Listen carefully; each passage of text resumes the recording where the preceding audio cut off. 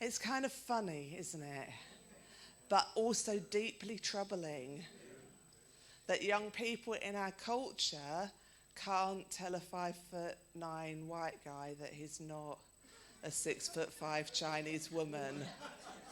That they can't. They might believe that he isn't. They might know that he isn't. But they can't say it to him. They can't say it to him. They can't say that's not true. On the whole, I think one of them managed, didn't she, to say, you're not. You're not 6'5". That one I can say. Troubling. But listen, this is the culture that we're living in. So this affects us all. It affects how we think. Yeah? We don't realise the way that it affects even us. Even if we feel like, I can say that that's not true, actually it affects how we feel about things in our culture. It affects how we think about big questions. Listen, my dad, when he was sat at that table, had a few things that he needed to think about. 4 things, okay? The first thing was that he had to accept that it mattered, whether he believed in God or not, that it mattered. He had to accept that if there is a God, then he has a problem. Whether he's for or against God matters. He believed there was a God, but he had to think about this issue. Like, how do I measure up if this is true? How do I measure up? There's a movie, which some of you might have seen, some of you might not, called Mary Poppins. Anyone seen Mary Poppins? A few of you. Yes. I've seen Mary Poppins. I like it. It's cool. Basically, this nanny comes to look after some children. She's kind of a magical nanny. They have some adventures, right? She sorts out some problems in their family. But she starts off at the beginning of this movie, meeting the children for the first time, trying to work out what these children are like. And she gets out her tape measure. Oh, not that pocket. She gets out her tape measure and she measures them up to see what their character is like. Alice and Sunday, would you come and help me for a second? We're going to see how they measure up with my tape measure. I'm going to have to put this down for a minute. I'll use my big voice. Alice, let's go with you first. Alice is quite small.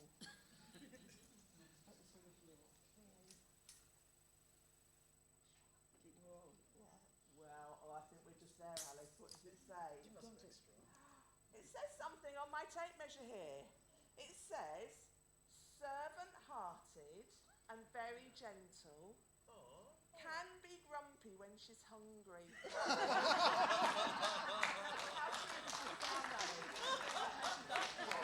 Yeah. Sorry, okay, you can sit down, thank you. Sunday, you're a little taller. We've got to go way high for you. Let's see. You're about here. What does this say? Can you see? Always kind and very generous. Sometimes too proud to ask for help. I don't think that can be true. I think it must be wrong. Sunday, would you do me the honour of measuring me and seeing how I measure up?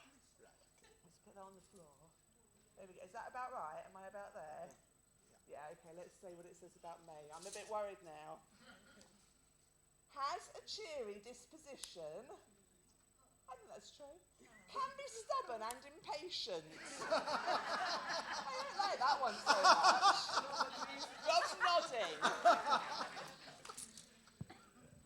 Rob's nodding. I don't think it's true. I don't think my measure's very good. Do you know, we all measure ourselves all the time, don't we? We measure ourselves against other people. That's how we like to measure ourselves, because we can look at other people and see their faults and see that we're better than them. But when we're really honest, we know that we're not really perfect, are we? I do have a cheery disposition. That's generally true. But what I don't do well with is sleep deprivation. That takes the edge off of my generally cheery disposition. And many years ago, when I had small children, our second baby was born, and I was not getting enough sleep. I wasn't really getting any sleep. And we used to go out for little walks. I'd have the baby in a pram, and I'd have Ben, our eldest, toddling along beside. And old ladies would stop me in the street to look at the baby. Oh, isn't he cute? Or she, sometimes they couldn't tell.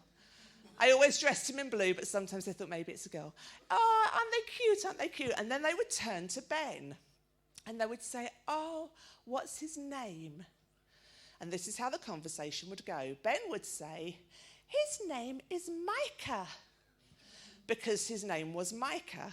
And the old lady, who had never heard of the name Micah before, would say, oh, Michael, how lovely. Because Michael was a very common name. My brother is in fact called Michael. It's a very common name. She probably named her child Michael. And Ben would say, no, Micah. And the old lady would say, yes, Michael. Yes, Michael. And he would say, no, Micah. And then the old lady, very confused, this happened all the time, honestly, she would look at me and I would say, he's right, the baby's name is Micah. And she would say, oh, that's very unusual, I've never heard of it before. And I would say, oh, it's in the Bible. And then the old lady would be embarrassed because she felt like she should have known it. And if I was having a good day where I'd had a lot of sleep, I would sort of say, oh, yes, it's quite unusual in the Bible, but yeah, it does come from the Bible, and we'd have a nice conversation. If I was feeling tired and very grumpy, do you know what it used to say?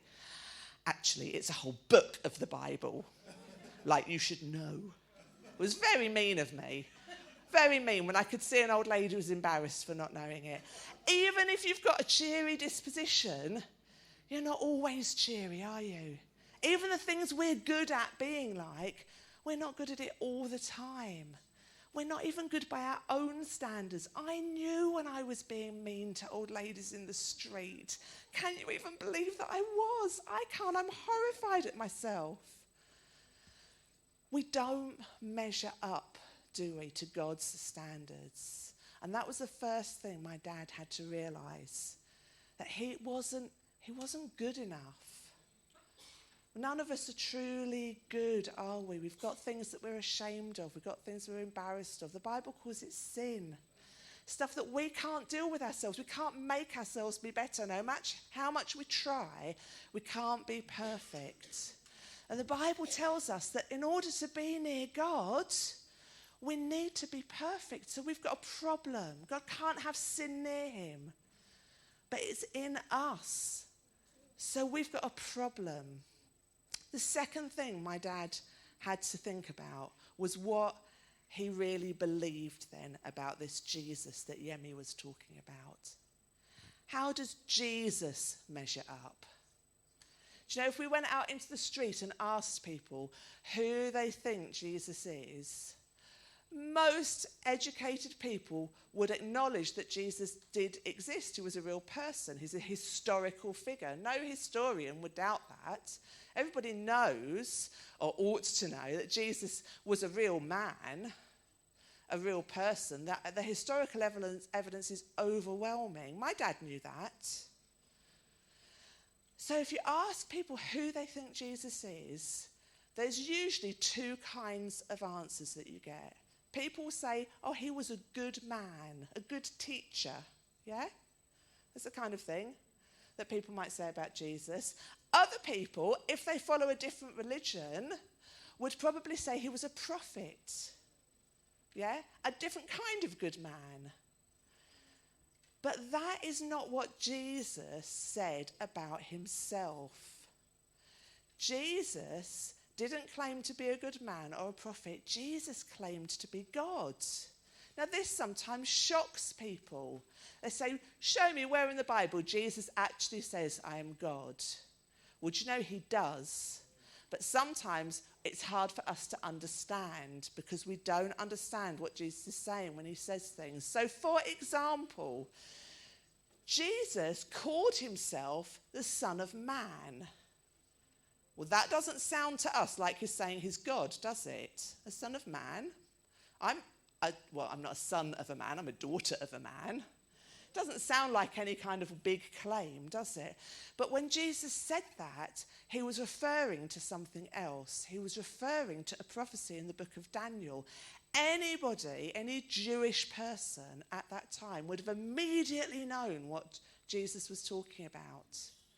He was talking about a prophecy describing God. And if Jesus says that he is the Son of Man, he is saying he is God. It's hard for us to notice. There are lots of things in culture where we can misunderstand something, aren't we? Or we can immediately understand something.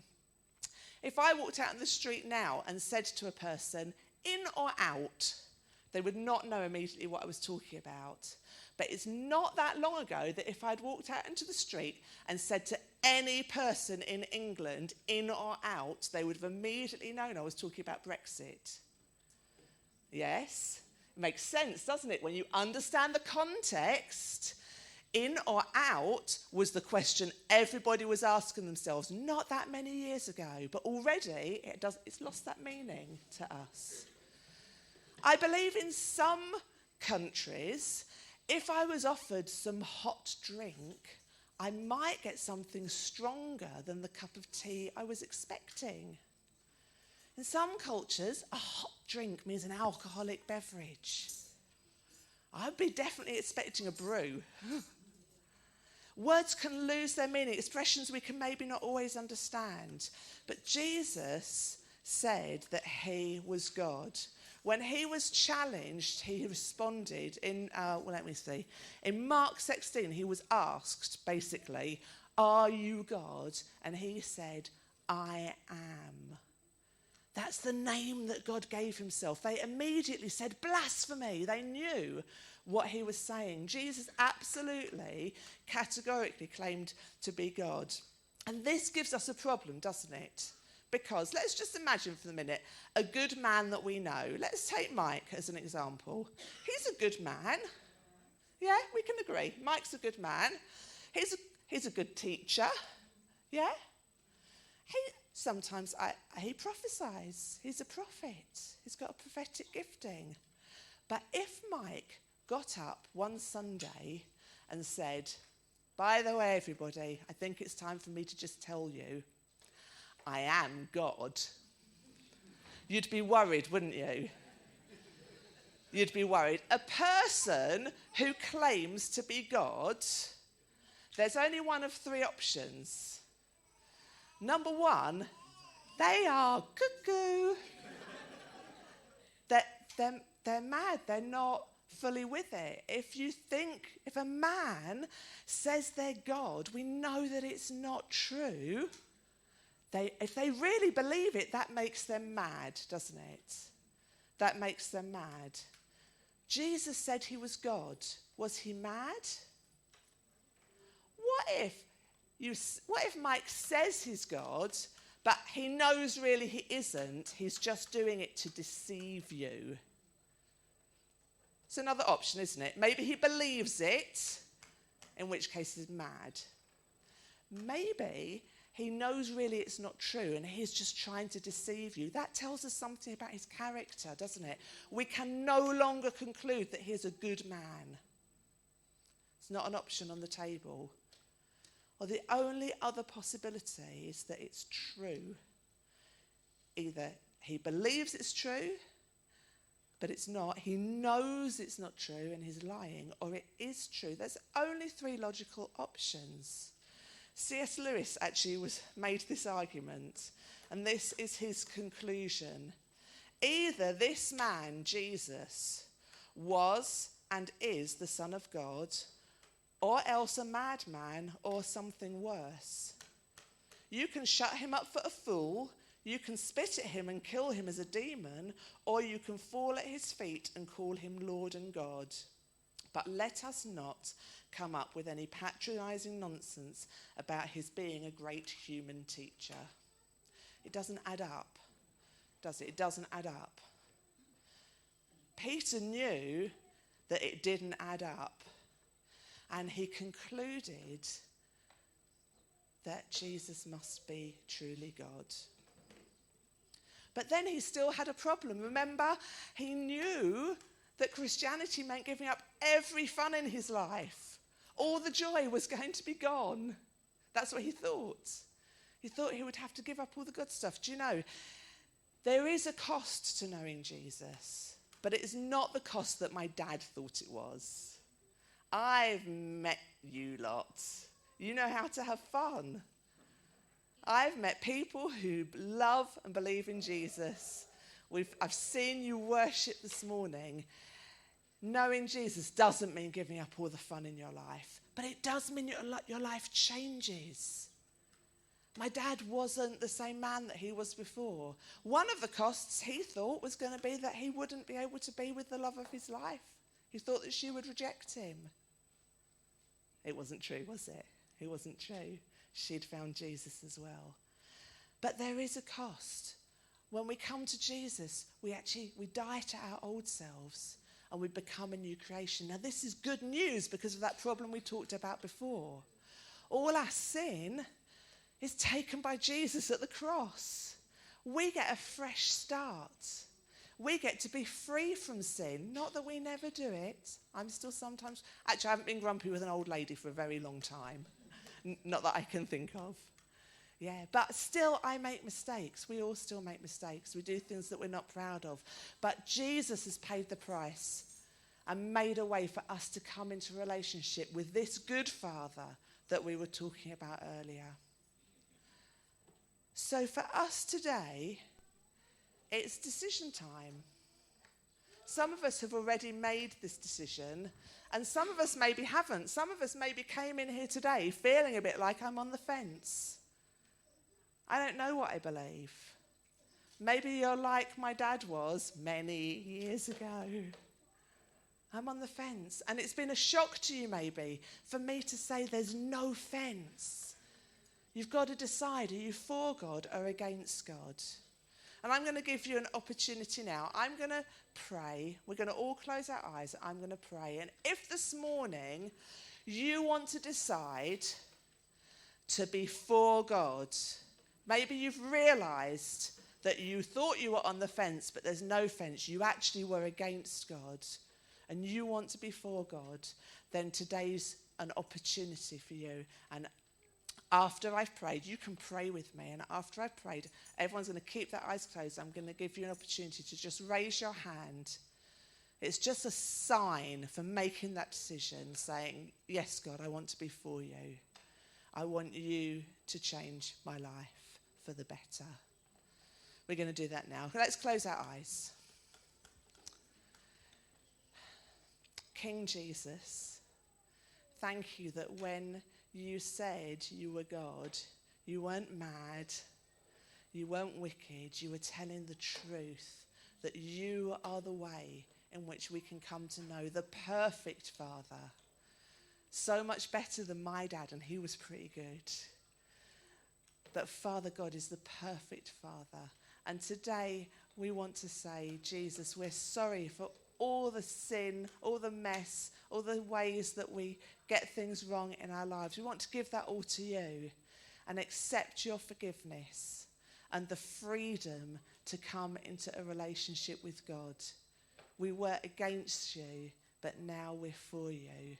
Please come and change our lives so that we can know you more and more each day. Amen.